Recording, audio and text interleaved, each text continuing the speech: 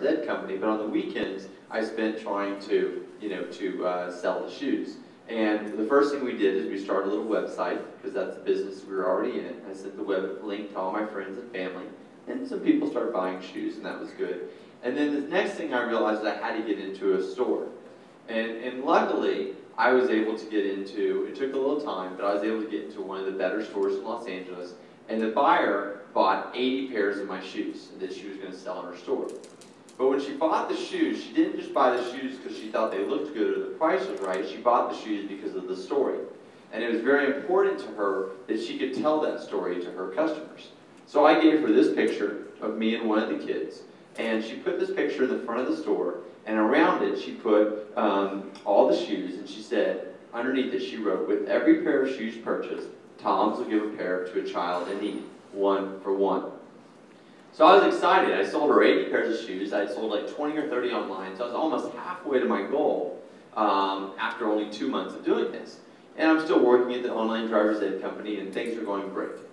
So then the next Thursday, I think, I get a call from a woman named Booth Moore. And she turns out to be the leading fashion writer for the Los Angeles Times.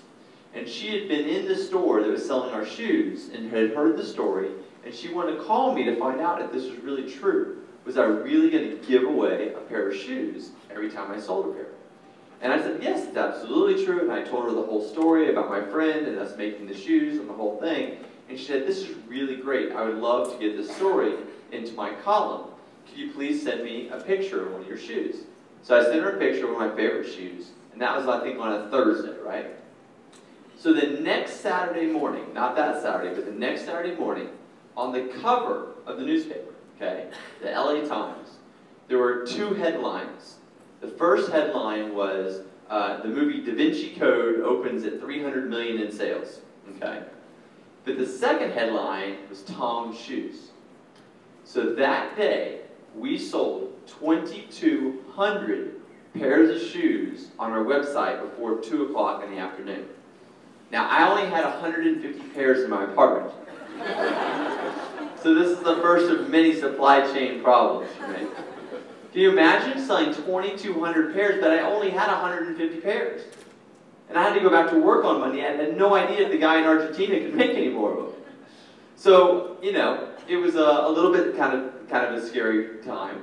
But I did what I think a lot of entrepreneurs do when they're at a time of need. And I started putting ads for interns on this website called Craigslist. And that worked, because it was summertime. There were a lot of college students who were looking for an internship. And when they read my ad, which was, come work at this fast-growing company called TOMS Shoes, they got really excited. Now, when they showed up at my apartment in the bad part of town in LA the next Saturday, they weren't so excited anymore.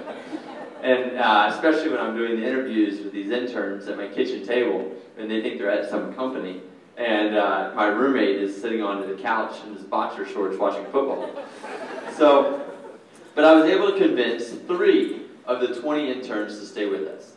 And of those 3, one of them, his name is Jonathan Jung.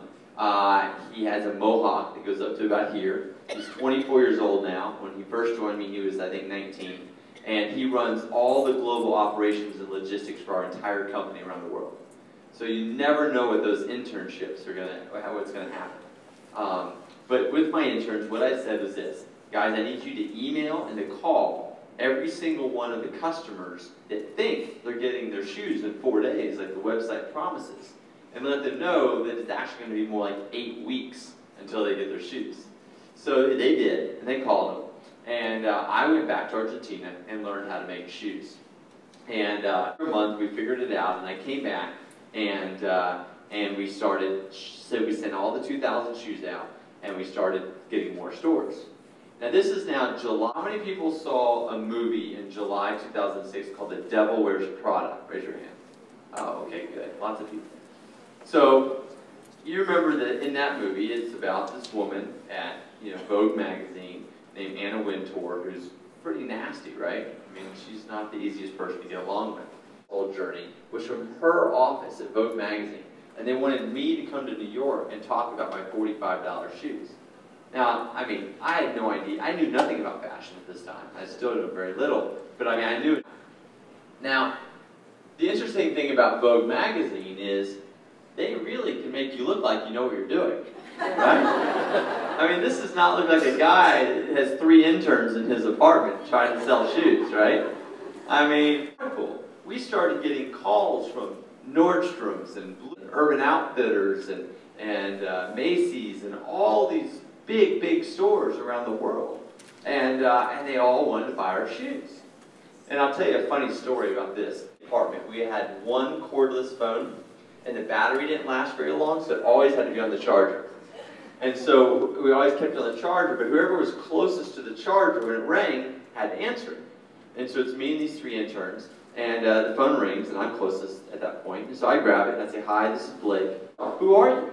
And he says, "Oh, I'm sorry, I'm the assistant buyer at Nordstrom's at the corporate office in Seattle." Now, I mean, Nordstrom's is like the holy grail in the shoe business. I mean, they are, so to have Nordstrom's calling my cordless phone in my apartment was like, whoa, this is a big deal, right? And I didn't even remember my friends playing a joke on me.